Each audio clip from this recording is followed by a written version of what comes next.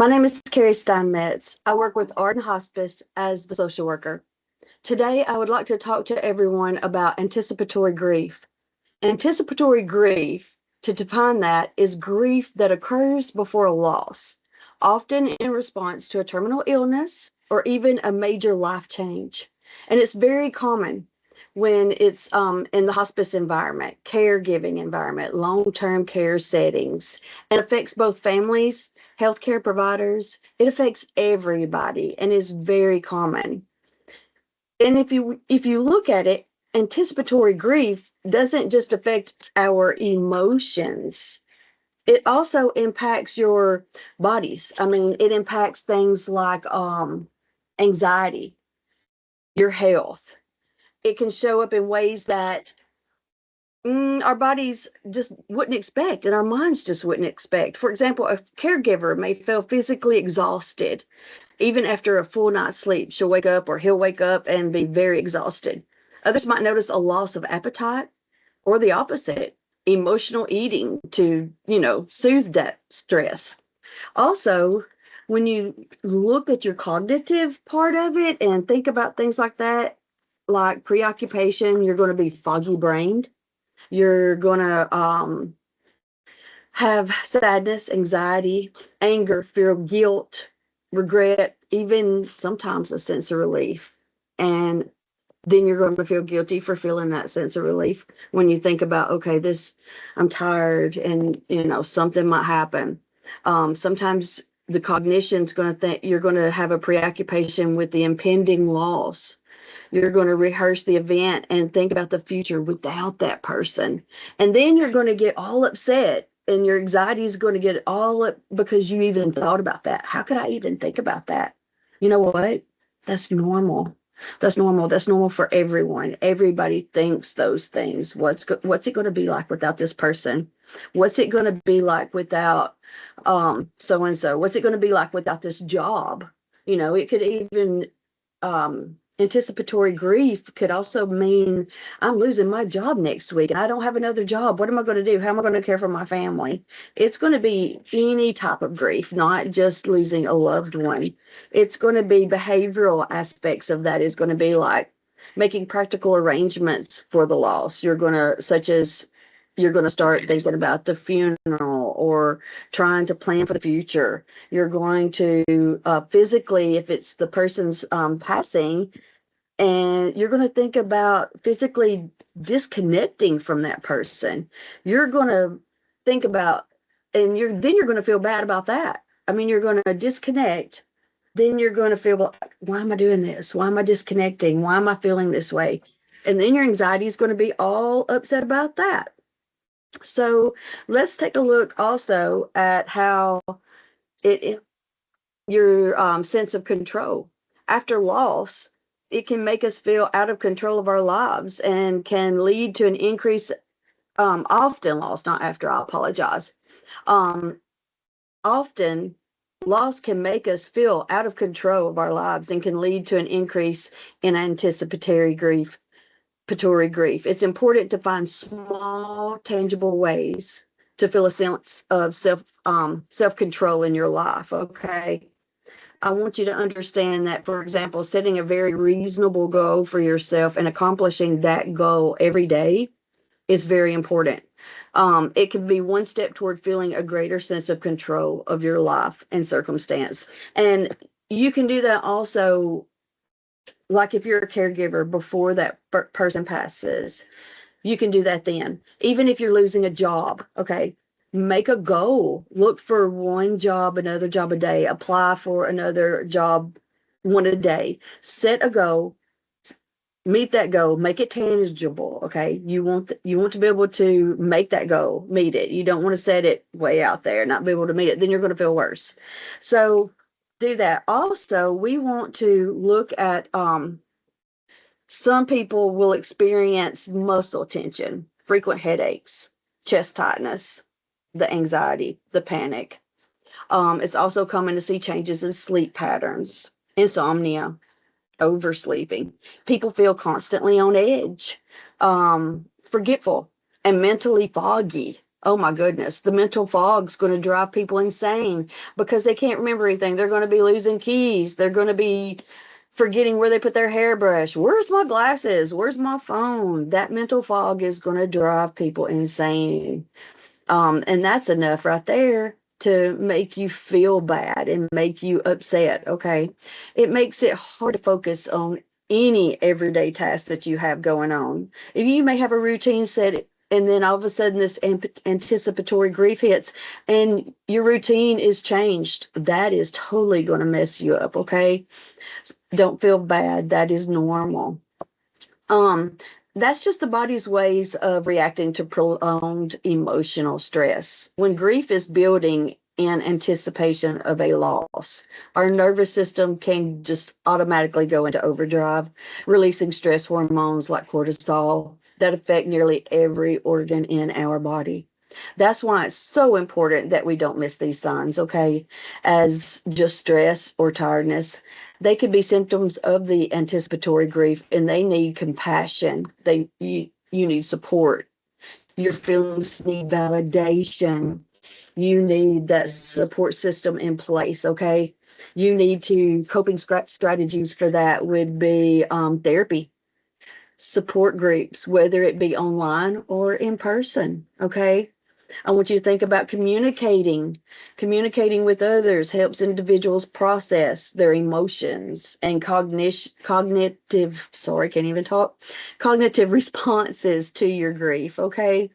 Mindfulness and relaxation techniques. Practice like mindfulness can help individuals manage those racing thoughts and focus on the present moment.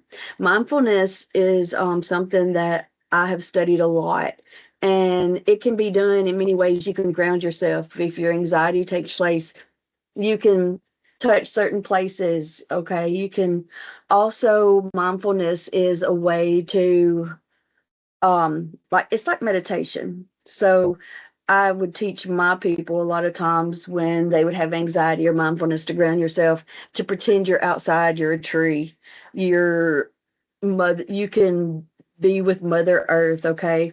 You can grow roots into the ground and Mother Earth will provide you with a lot of nutrients. Just close your eyes and do that. Or close your eyes and pretend you're at a beach, your favorite place, wherever your happy spot is. Close your eyes and be there for just a little while, okay? You can also seek therapy.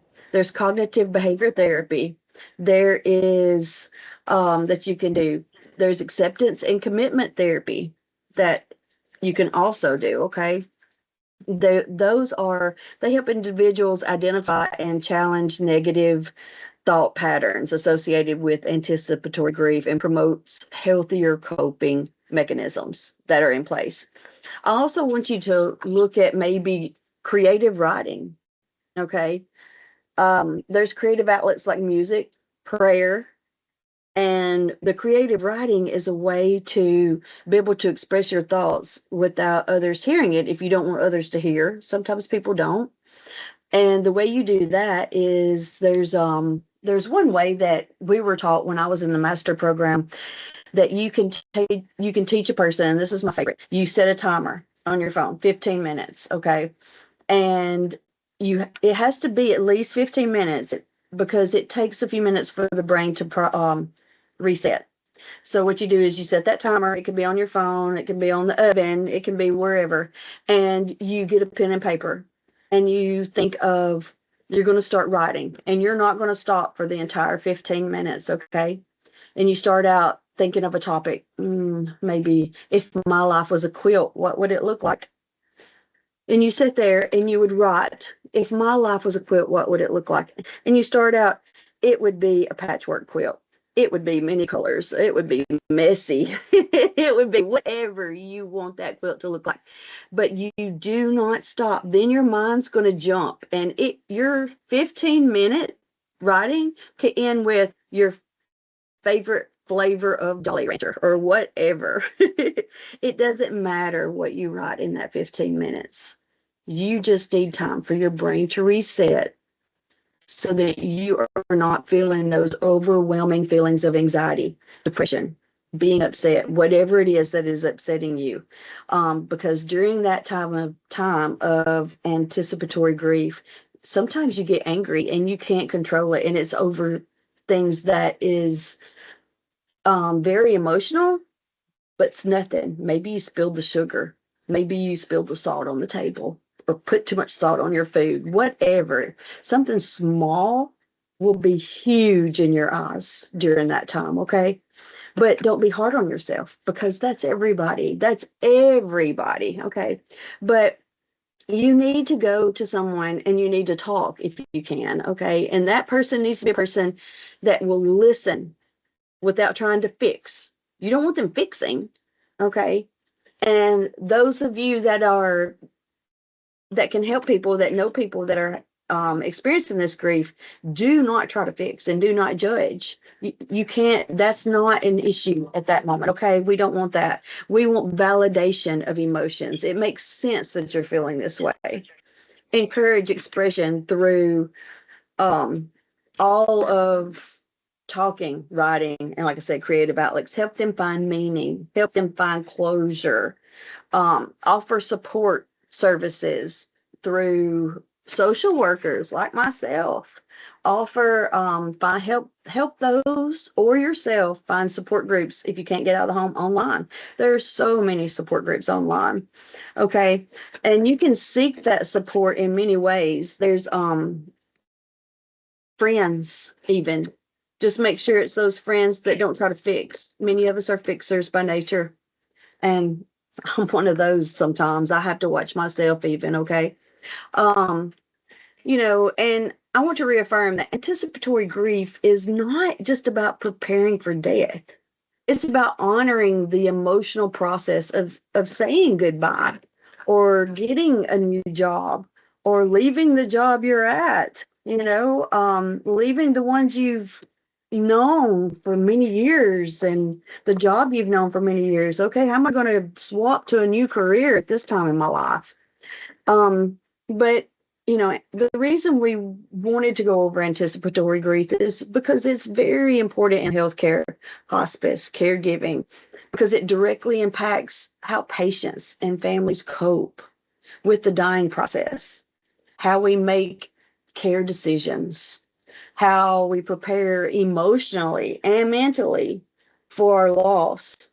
By recognizing and validating this type of grief, we can offer more compassionate, person-centered care in the hospice field. Our support is healthier long-term, okay? Long-term grieving outcomes are a lot better. It reduces emotional distress. It also helps healthcare workers and caregivers maintain emotional resilience, preventing burnout while fostering more meaningful conversations with those individuals that we serve. And, people wouldn't think that us as healthcare providers have anticipatory grief with our patients, but it affects us every day as well. And we have to keep ourselves in check. We have to provide self-care for ourselves. We have to take those moments and spend those times with our family also. Okay. We're human as well. Um, but it affects us and it impacts us just as much as our patients. And when you talk about and think about all of that, you want to remember to just take care of yourself and remember that you have a sense of control and remember these things that we teach every day. Okay. And you can go back and listen to this recording. You can go back and look online. There's many resources that teach about anticipatory grief and all of the ways that you can handle that. And if you have any questions, we would love to discuss those in just a few minutes. I would like to open the floor, but I also want to leave you today with a quote by Queen Elizabeth II. She says, "Grief is the price we pay for love." So think about that. Grief is the price we pay for love. Grief is the price we pay for everything that we care about in life. That's hard. That's hard to think, that's when we think about that. That's difficult. That's difficult for everything. Thank you, everyone. Thank you for listening.